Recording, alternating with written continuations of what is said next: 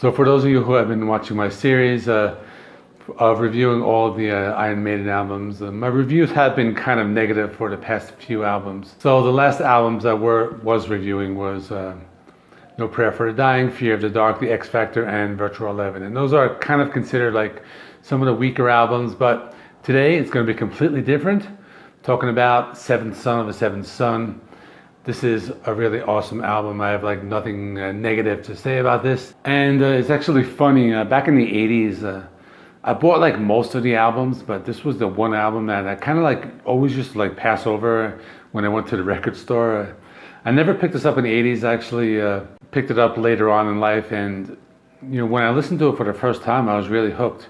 Actually, this is the one album I always go back to. Like, this is my like go-to album, the one I've been listening to the most in the past like 5 years.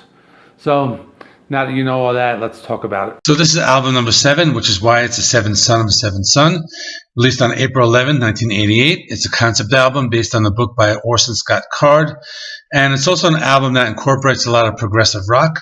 I think this is one of their albums from the 80s that has a sound that's closest to their current modern sound. They use a lot of keyboards on this album, and that gave it a different progressive rock feel.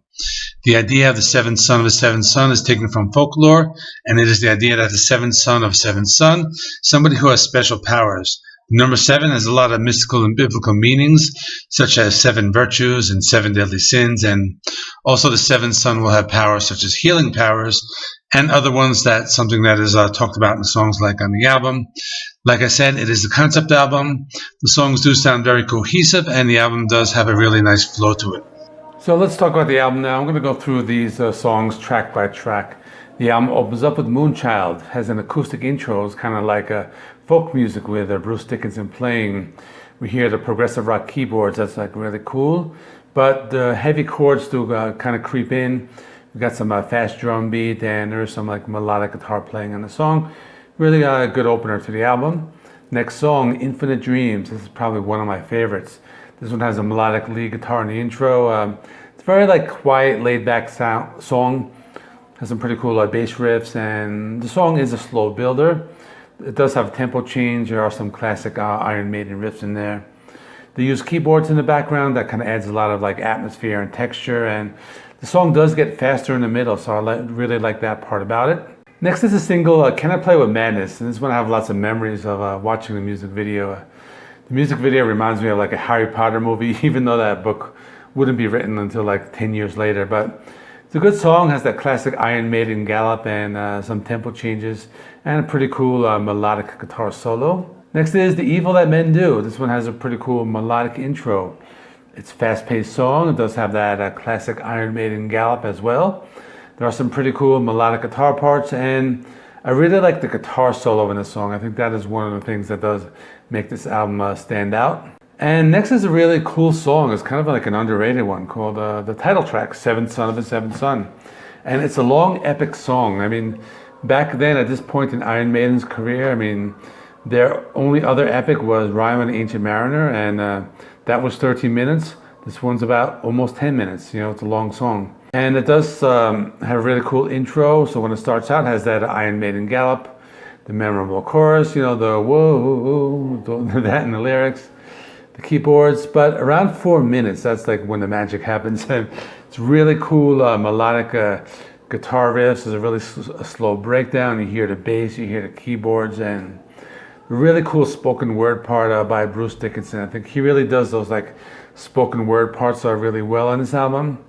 You got some choir singing, and then you got some like distorted guitars that kind of like slowly build up, and it goes into like the third part of the song, kind of going back to the original tone of the melody, and has a really great guitar solo. You hear the bass very well, and some pretty cool tempo changes. You got the choir again, and it's one of those epic songs that really doesn't get the attention it deserves. Next is the song Prophecy. This one has a slow intro, has some melodic guitars, really heavy guitar riff. I think this one actually foreshadows their modern like 2000 sound. There are some tempo changes, some guitar riffs. Has a really great bass sound, and I really like the outro. And it is kind of like a short, like 1 minute classical music piece. So that's a really cool part of this album. Next is the Clairvoyant. This is a really one of the more popular songs from the album. Has a really cool bass intro, has some memorable lead guitar intro, and it does have that classic Iron Maiden sound. They got some keyboards and there are some tempo changes going on, and it does have that signature gallop. And the closing track is called Only the Good Die Young, not to be confused with a Billy Joel song, even though that one was from 11 years prior. It does have a melodic intro and that classic Iron Maiden sound. It has a catchy chorus. You do hear some keyboards and some pretty cool tempo changes. This one has a pretty cool bass solo after like the 2-minute mark, and the album does end off with that folk music part that I was talking about in the beginning of the album. So it does make the album come full circle. So that's it. I think this is one of the best albums of their discography. Not a long album, it's like 45 minutes. Really good length, but it does have that one long song, so that's pretty cool. They do incorporate lots of elements of progressive rock, and the album does have a really nice flow to it. It's the kind of album you want to like listen to front to back. All the songs are really good, and I think they're all like equally good. I think some of my favorite songs are Clairvoyant and Infinite Dreams. But that's it. Let me know what you think in the comments section. And coming up this week, some more Iron Maiden.